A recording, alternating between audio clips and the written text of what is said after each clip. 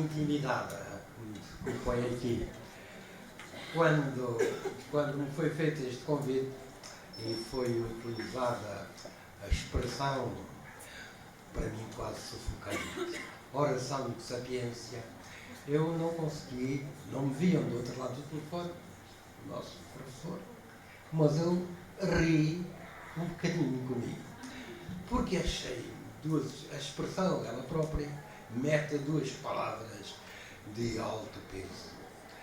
E eu sou um homem levezinho. E então, orador, tira logo para a oratória. A oratória é um condão, é uma arte, é um saber exprimir. E quando eu ainda estava a digerir aquela coisa da oratória, vem a sapiência.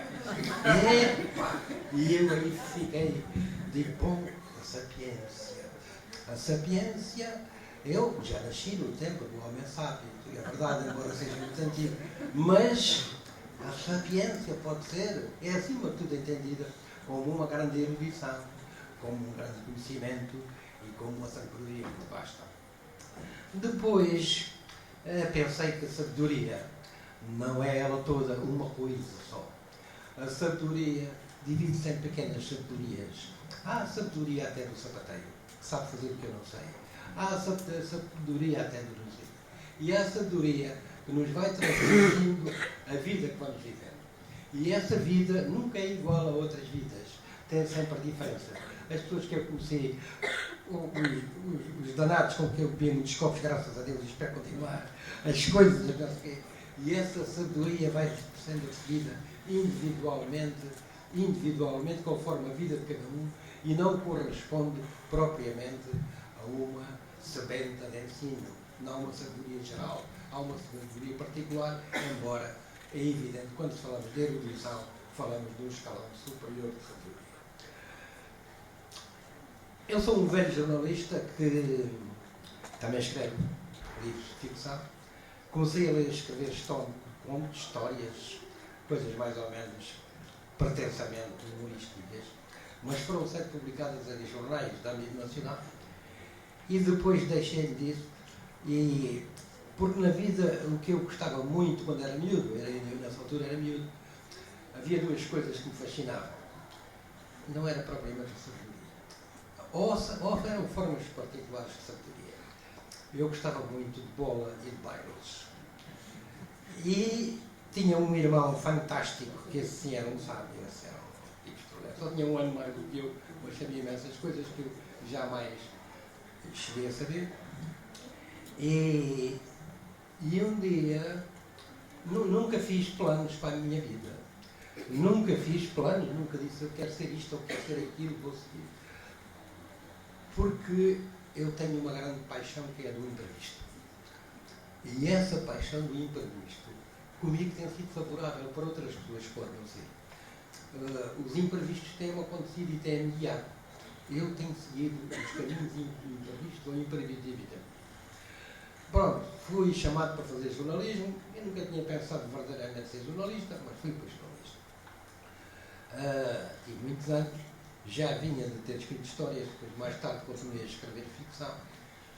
E há aí uma relação próxima e distante.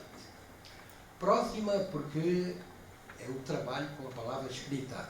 Num caso e noutro, eu vinha trabalhar com a palavra escrita. E, portanto, não me era muito estranho escrever em jornais do que escrever as minhas histórias de corpo. Afastado porque nos jornais deve haver um guião que é a realidade, um mote que é a realidade. Eu vou escrever sobre uma coisa que aconteceu e não posso dar asas à imaginação porque é aquilo. Bom, se descarrilou o comboio e morreram 14, eu não posso dizer que morreram 38 só para ficar a dizer mais coisas. E, portanto, há a fidelidade a uma coisa que nos é externa ao nosso pensamento e à nossa imaginação.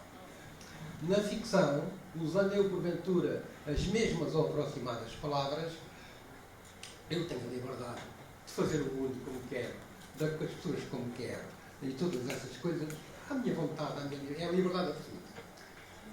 Todavia, quando se diz assim, epá, liberdade absoluta de escrever, um ficcionista, um escritor, está sempre grudado à realidade. Não é a realidade das coisas que estão acontecendo. Mas, por exemplo, se eu for fazer um livro que tem personagens, e os personagens representam, como é da própria expressão latina, pessoas. E então, mas eu faço as personagens que são fictícias, que não existem, baseados naquilo que eu conheço das pessoas. Ou seja, tem o cabelo no lugar do cabelo, tem os pés no lugar dos pés, tem as coisas a ver, e portanto, essas personagens fictícias são bocadinhos de pessoas, ou retratos de pessoas. Retratos nunca fiz individualmente sobre alguém, mas são pessoas. Os olhos são das cores que as pessoas têm os olhos, o cabelo é das pessoas, e portanto, é uma reprodução ficcionada de uma realidade que se vai entrando no meu espírito. Estou naquela curiosa situação dos tipos que há este salto de civilização de há 20 e poucos anos, este salto espantoso, e apanha um tipo na curva dos 50. E essa coisa é uma coisa. Eu ainda escrevo gloriosamente à mão. Porque foi à mão que eu comecei a escrever. O braço e a mão são um prolongamento da minha cabeça. Eu não pergunto onde é que está o L, onde é que está o H, eu tinha aqui o H, quem é que me tira o H? Aqui desligo. E, portanto, eu escrevo à mão com a naturalidade de um gesto com que se faz e depois, é claro, quando tem que entregar na editora, ou não sei o quê, tem que pedir uma alma caridosa mais vocacionada e mais colocada nos tempos que hoje é para passar isso a computador. Não deixe de ter computador, não deixe. Quando apareceram os telemóveis, e os telemóveis apareceram há 20 anos. Há 20 anos que se generalizou o uso de telemóveis, 19, acho que são 19 ou 20 anos. E apareceu-me aquela coisa. E eu disse, jamais eu andarei com uma cabine telefónica no bolso. E nunca. Tudo isso agredia o meu próprio conceito de vida que tinha uma privacidade. Tinha uma privacidade. E essas coisas vinham entrar na minha privacidade, na minha localização. Não é que não dissesse à minha mulher. Eu às vezes estava nos bares com amigos e ela telefonava e não falo, estou na missa. E então, mas pronto, todas essas coisas rebentam. E há bocadinho utilizou uma palavra que me é muito grata e muito importante: o renascimento. O renascimento significa, para quem não pensou nisso, significa que se vai sempre para alguma coisa buscar lá atrás, tem que ser para buscar atrás. Alguma coisa que porventura foi abandonada, porque foi criada por homens inteligentes de outros tempos, mas de repente passaram a ser burros porque já não valem, abandonou outras coisas. E então reconhece-se que, peraí, que havia novas cabeças lá atrás. E então o renascimento é recuperar ideias novas, dando-lhe, todavia, o facto, a fatiota, a expressão de uma nova maneira de comunicar. Quando eu falo em comunicação, eu tenho a noção que comunicação não é só esta troca, não é só a troca de palavras. Há imensas formas de comunicação. Aquela porta vai comunicar com o olho, a outra aquela janela vai para a janela, os rios vão comunicar com o mar, e portanto há muitas comunicações. Mas mesmo na comunicação humana há imensos casos, há imensos modos de comunicar. A maneira, um olhar é um ato de comunicação, às vezes até provocatório. E então, tudo tem uma forma, um sorriso é uma forma de comunicação. Eu falo naquilo com quem tenho trabalhado e que é a minha coisa, que é a comunicação através das palavras.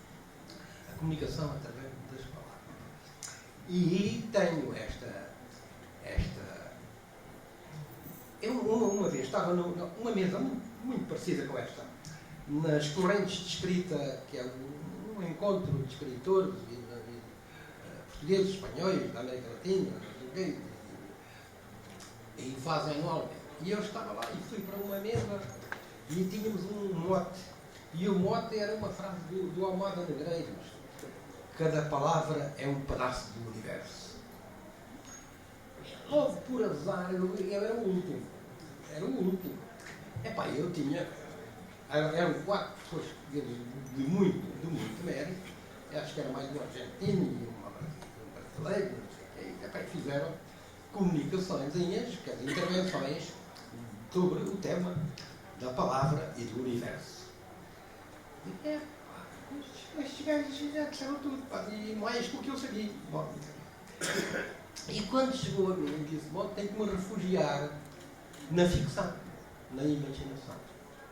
Porque isto é a realidade. O que eles disseram era a realidade. O que eu disser tem que fugir para a imaginação. E então disse que se tinham reunido grandes sábios, filólogos, os maiores conhecedores do idioma, e um disse, epá, convoquei-vos aqui para, olha, para concordarem comigo ou para me dizerem que tenho verdade. Ou para dizerem que não tenho verdade. Nós não sabemos as palavras todas. Ninguém sabe as palavras todas. E eu cheguei a recuperar, levo desde criança a usar palavras, a escolher palavras, a descobrir palavras, e eu digo, eu não sei as palavras todas. Alguém sabe as palavras todas? E eles disseram, não, é possível, a tecnologia, as coisas chegam, a ciência, isto e aquilo, as palavras, a evolução das palavras, as palavras que ficaram para trás, as palavras que estão a chegar. Bom, então, resolveram, e por unanimidade, resolveram inventar uma palavra. Uma palavra que não querem dizer nada serve para tudo. E então inventaram a palavra coisa. A palavra coisa é uma palavra extraordinária. A palavra coisa não quer dizer coisa nenhuma, mas serve para tudo. Então, fulano, onde está? Fulano está hospitalizado. Então o que é que foi? Deu-lhe uma coisa. Está aí, fulano, já comeste? Não sei, mas eu como qualquer coisa, uma coisa. E o coisa está na nossa linguagem verbal, constantemente está a aparecer, e usamos muito esta coisa que é uma fuga, exceto os jornalistas. Um jornalista não pode dizer o cara despistou-se, não sei o quê, e foi bater numa coisa. Não pode escrever isto, não pode, é despedido. Eu utilizo a palavra coisa nas minhas ficções, a palavra coisa dá-me jeito às vezes, mas ali no jornal não posso escrever coisa, não há coisa que justifique essa coisa. E essa noção que nós temos, que muitas vezes não encontramos a palavra justa. Há um livrinho meu que foi nos dias, onde escrevi que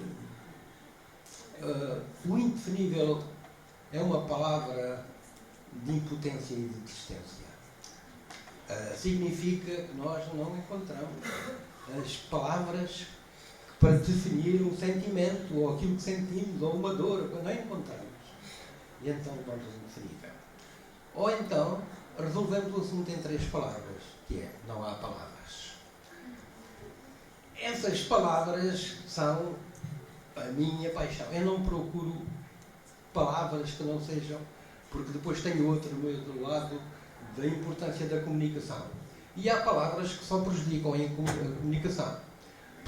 Ou impedem, ou deixam dificultada, porque são palavras que não se absorvem. A maioria das pessoas não. E há cortes de comunicação. Há cortes de comunicação justamente por haver palavras que não são do entendimento de uma grande letra. Isto para sentirem todos, valeu a pena terem vindo nesta estival manhã de outono aqui, e depois de ouvir todas estas coisas, vou já passar a palavra. O Onésimo de Almeida é um homem, é um professor universitário açoriano, que está na Universidade dos Estados Unidos. É um grande cronista e é um cativador de situações e de histórias que ele vai surpreendendo lá, que ele vai escrever crónicas baseadas no real que ele vai observar. E foi ele que me contou, e depois também escreveu, a história de um homem que era o sábio dos sábios.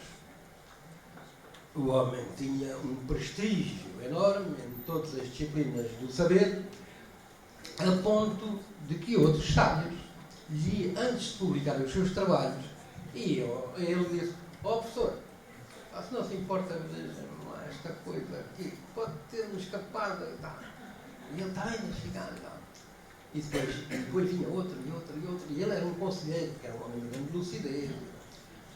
E ele tinha uma secretária, digamos que era a Margaret, que era uma secretária extraordinária, uma mulher extraordinária de aplicação, de sabedoria, de vontade.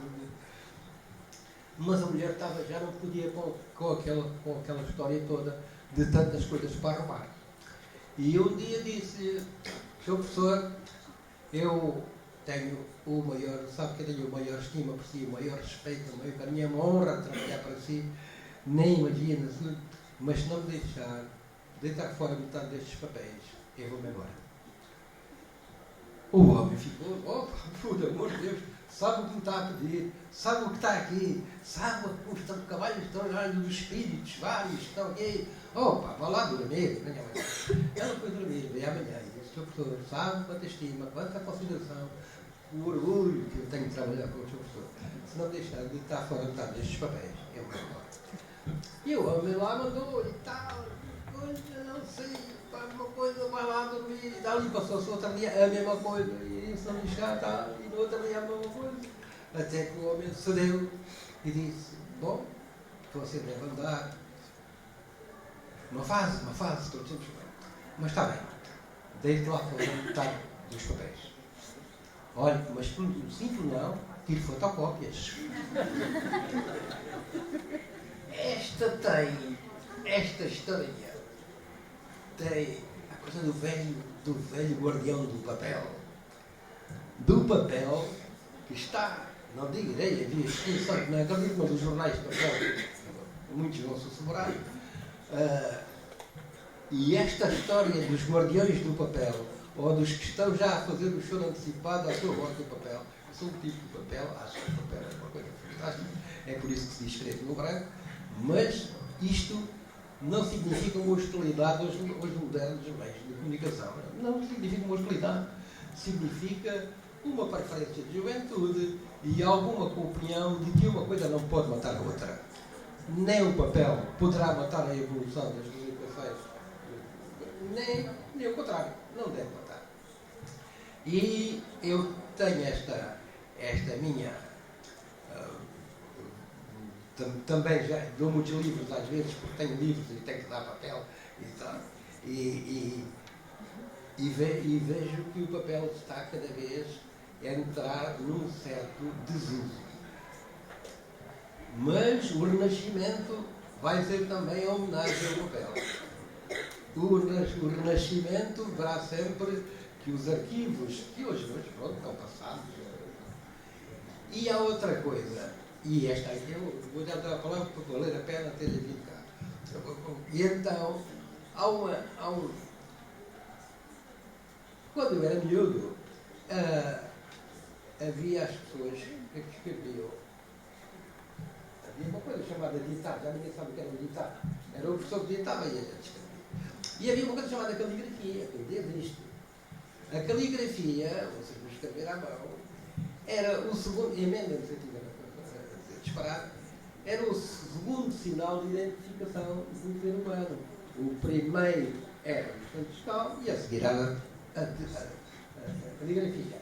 Porque ainda não havia os ADNs, essas coisas, não é? E havia, portanto, que para apanhar, porque tinha feito, deixado muito santo fiscal, ou porque tinha escrito uma coisa de manhosa, olha a caligrafia dele. A caligrafia teve uma importância, pronto, adequada a uma época. Eu creio que ainda vale a pena ter algum brilho na caligrafia, embora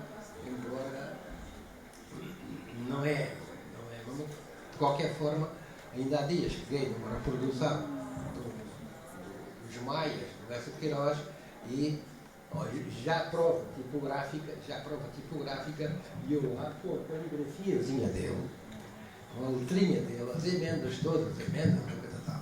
Ora, os escritores mais novos podem-nos deixar grandes obras, e vão deixar, há aí uma pleia de gente muito boa aí, não? Mas se calhar não nos deixam a caligrafia, não nos deixam aquilo que foi escrito pela sua própria mão, deixam-nos só os toques dos computadores. E essa coisa, a preciosidade que é ter. Eu já vi a caligrafia do Fernando Pessoa, que eu conhecia até a sobrinha neta dele, estive lá em casa, peguei nos óculos do senhor, experimentei dos meus livros. Realmente tinha uma olhar diferente, eu não consegui ver com os óculos do Fernando Pessoa. E então, a caligrafia é também uma coisa. E todas essas coisas do passado, e muito para fechar.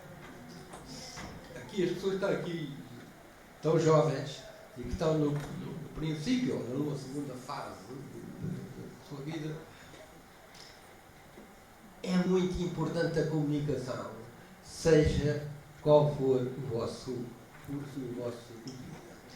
É muito importante o saber o valor das palavras, saber utilizar as palavras, saber utilizá-las oralmente e por escrito. Se tiverem uma conversa com alguém, a propósito até de uma comunicação, de um curso, qualquer coisa, a pessoa pode sentir uma sensação positiva ou negativa, consoante a capacidade que tem da pessoa de se exprimir, de utilizar as palavras certas. Muitas vezes, reúnem-se amigos, todos simplesmente recreativamente, mas aquele que se sabe exprimir, que sabe as palavras, é mais sedutor e é mais centro de mesa do que aqueles que têm muita dificuldade em empregar as palavras. E seja qual for o caminho das ciências, das artes, da vida, ter uma boa capacidade ou uma possível boa capacidade de saber as palavras, o valor das palavras. Hoje diz-se muita asneira. E eu, só para não dizerem que eu estou uma coisa ao contrário do que eu penso, que é hoje diz-se, parece que o contrário, nova ao contrário, hoje diz-se muita asneira, porque, mas já se disseram maiores também. E agora, para fechar, vou contar uma Manel, houve um tempo em que os jornalistas não precisavam ter um curso, um atributo, uma coisa, e entravam depois com o jornalismo. E eu tive lá uma vez um homem que era um magnífico repórter. Era um magnífico repórter. Porque ele nunca confundiu um João com um José, 45 km com 54 km de distância, uma hora, não sei o quê. Os elementos que ele tinha, que trazia do sítio onde fosse fazer uma reportagem, eram de um rigor absoluto. Além de notar as coisas, vestia uma camisa assim, uma camisa. Aquilo, o homem era um perfeito repórter. Só que tinha uma incompatibilidade terrível com a língua portuguesa. E, portanto, quando ele chegava com os apontamentos dele, as pessoas, ele entregava, ou seja, quem tivesse dirigido, entregava e passava-se automaticamente, aquilo já fazia, não era uma regra, a um redator que passasse aquilo a português. Passasse aquilo. Pronto, mas fazia parte, ele também era quando chegava a entregar, os outros passavam. Um dia, o meu amigo Manel chega lá e vinha excitado e diz: pá, eu hoje quero ser eu a escrever. Bom, a reportagem tinha sido qualquer coisa que eu tinha apaixonado muito e ele queria ser eu a escrever. Digo: oh, com certeza, então vai lá escrever. E ele foi lá para uma coisa, aquela notícias que é a sala dos azulejos antiga do canto, acho que já deitaram abaixo. E sentou-se à mesa para escrever a sua notícia, que ele tanto gostaria de escrever, e iniciou a notícia com uma frase que ficou na história da língua portuguesa. Era meia-noite e, no entanto, chovia.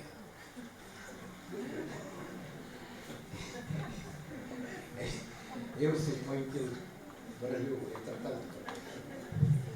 E o meu chá nesta menina é desejar-vos todas as felicidades do mundo, todas as felicidades. E a felicidade é o que nós todos procuramos na vida. A felicidade dá muito trabalho às vezes a atingir, mas a felicidade é a nossa meta. É a nossa meta. queremos que esteja um dia bom, se pensarmos em ir à praia, que é uma felicidade, é uma infelicidade se tiver chover. A felicidade é que nos procura e nós procuramos a felicidade. Ela dá trabalho. Você está no início ou numa segunda fase de uma preparação que vos vai ajudar a atingir essa felicidade. E é essa que eu desejo que todos alcancem e que é a universidade. Então,